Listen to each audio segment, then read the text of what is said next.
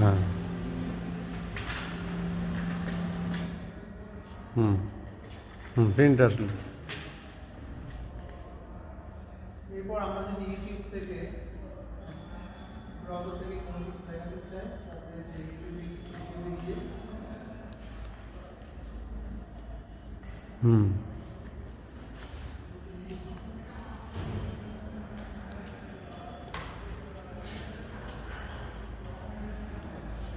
এটা যে গুগল থেকে যদি কোনো তথ্য উপস্থাপন করতে হয় স্টুডেন্টদের হুম আর কোনো ভিডিও ফুটেজ যদি আমাকে দেখাতে হয় তাহলে ইউটিউবে গিয়ে